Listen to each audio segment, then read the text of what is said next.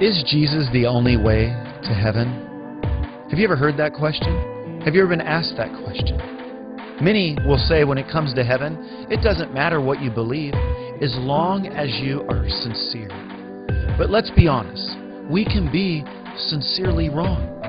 Others will say there's not one way to heaven.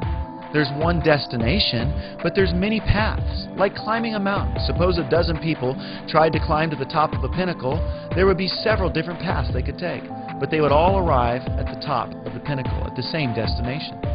Others would say only narrow-minded people believe that Jesus is the only way to heaven. But let's face it, aren't there things in life that we're narrow about?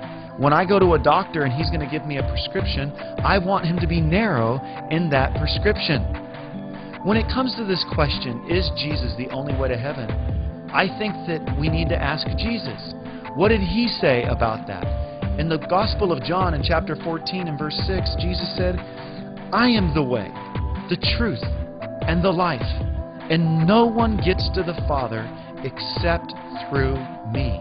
What Jesus was saying is, I am the only way to heaven. Not only that, his disciples said he was the only way to heaven. In Acts chapter 4, verse 12, the Bible says, there is no other name given under heaven whereby men must be saved, at the name of Jesus Christ. The question today is, do you know Jesus Christ? And are you trusting in him as the way, the truth, and the life?